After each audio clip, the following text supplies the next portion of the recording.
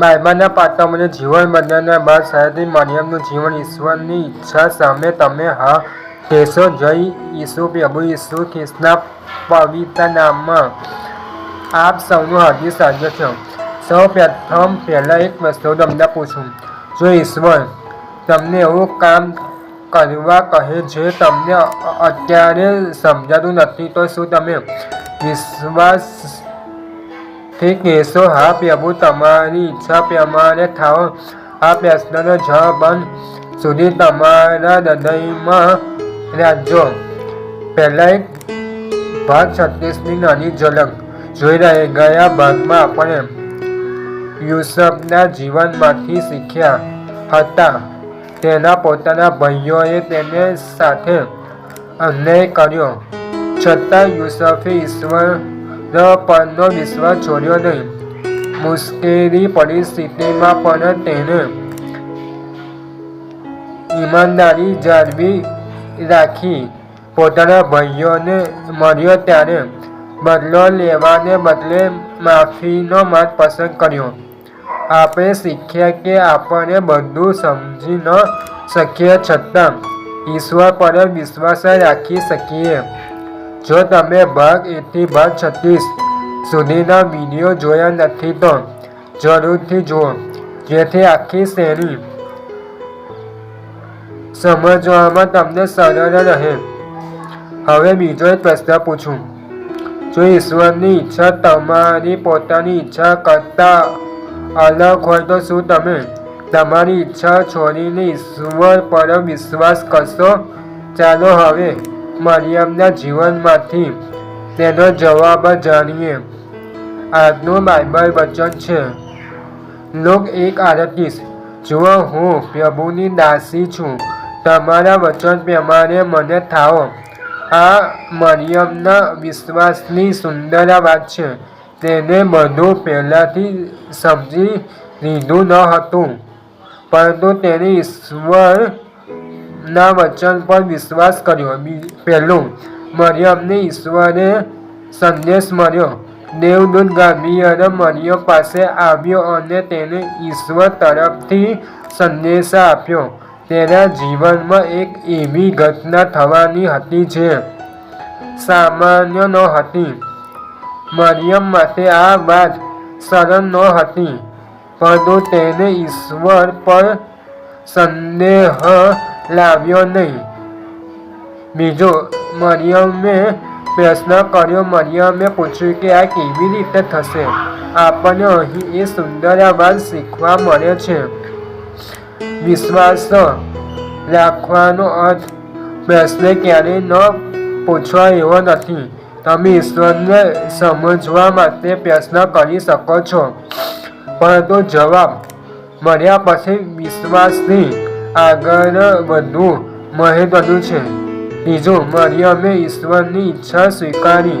મરિયમે કહ્યું, હું પ્રભુની દાસી છું, તમારા વચન પ્રમાણે મને થાઓ. આ વાક્યમાં નમ્રતા છે.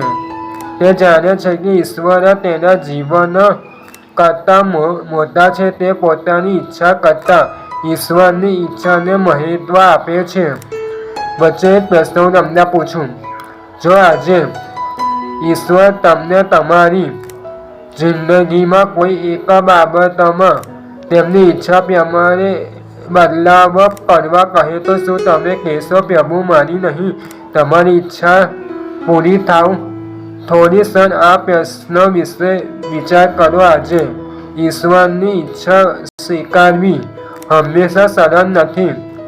મરિયમ માટે આગળનું જીવન સરળ રહેવાનું ન હતું. તેને ઘણી પરિસ્થિતિઓનો સામનો કરવો પડશે, પરંતુ તેણે ઈશ્વર પર વિશ્વાસ રાખ્યો.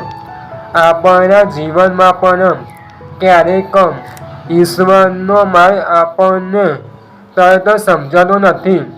એ સમયે આપણે કહી શકીએ, પ્રભુ મને બધું સમજાતું નથી, પરંતુ હું તમારા પર વિશ્વાસ રાખું છું. પાંચમું, મરિયમ નમ્ર રહી.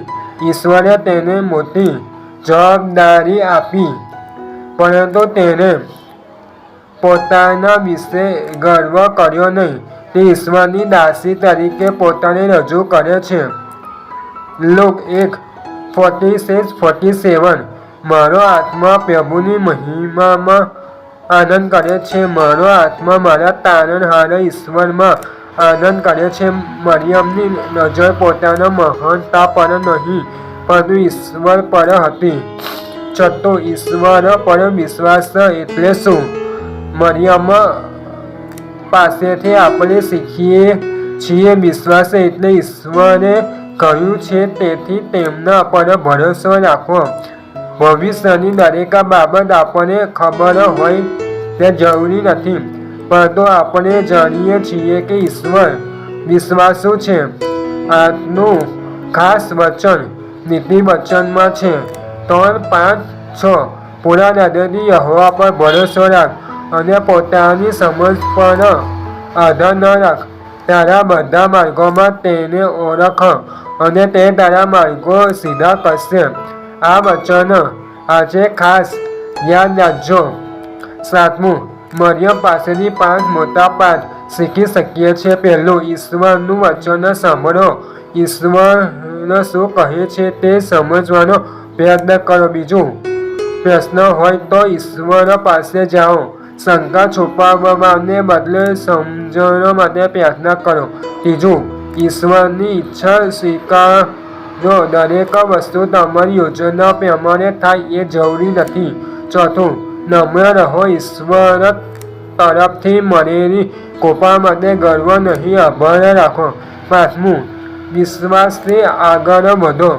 આગળ શું થશે તે ન ખબર હોય છતાં ઈશ્વર પર ભરોસો રાખો. વધુ એક પ્રશ્ન હું તમને પૂછું, જો ઈશ્વર તમને એવી જગ્યાએ લઈ જાય જ્યાં તમને આગળનો રસ્તો દેખાતો નથી તો શું તમે પાછા ફરી જશો કે મરિયમની જેમ કહેશો, પ્રભુ હું તમારી ઈચ્છા પર વિશ્વાસ રાખું છું? આજનું મુખ્ય સંદેશ છે મરિયમનું જીવન આપણને શીખવે છે ઈશ્વરની ઈચ્છા હંમેશા આપણને તરત સમજાય એવું જરૂરી નથી, પરંતુ આપણે ઈશ્વર પર વિશ્વાસ રાખી શકીએ. મારી ઈચ્છા નહીં પ્રભુ તમારી ઈચ્છા થાઓ એવું જોઈએ. આ વાક્યને આજે પ્રાર્થનામાં યાદ રાખજો. છેલ્લે પ્રશ્ન તમને પૂછું, જો આજે ઈસુ તમને પૂછે શું તમે મારી ઈચ્છા પ્રમાણે જીવવા તૈયાર છો, તો તમારો જવાબ શું હશે? શું તમે દિલથી કહેશો હા પ્રભુ હું તૈયાર છું? તમારી ઈચ્છા મારા જીવનમાં થાઓ પૂરી? આ પ્રશ્નનો જવાબ તમારા હૃદયમાં આપજો. આગળના ભાગમાં શું જોવાનું છે આગળ આપણે જોઈશું. માતા અને મરિયમના જીવનની દોડધામ વચ્ચે ઈસુ માટે સમય કેવી રીતે કાઢવો આપણે શીખીશું. કામ અને ઈસુ સાથેના સંબંધ વચ્ચે સંતુલન કેવી રીતે રાખવું, ઈસુની વાત સાંભળવાનું મહત્વ શું છે, પ્રાર્થના અને ઈશ્વરના વચન માટે સમય કેમ જરૂરી છે, વ્યસ્ત જીવનમાં ઈશ્વરને પ્રથમ સ્થાન કેવી રીતે આપવું, આ બધું આપણે આગામી ભાગમાં જોઈશું. જો આજનો વિડીયો તમને આશીર્વાદરૂપ લાગ્યો હોય તો લાઈક કરો, શેર કરો અને ચેનલને સબસ્ક્રાઈબ કરવાનું ભૂલશો નહીં. આ સંદેશ તમારા મિત્રો અને પરિવાર સુધી પહોંચાડો. યાદ રાખજો, ઈશ્વરની ઈચ્છા સમજાય કે તરત ન સમજાય, વિશ્વાસ રાખીને તેમની પાછળ ચાલતા રહો. પ્રભુ ઈસુ તમને મરિયમ જેવો વિશ્વાસ, નમ્રતા અને યાદના પાલન આપે. જય ઈસુ. ફરી મળીશું આગામી ભાગમાં. આમેન.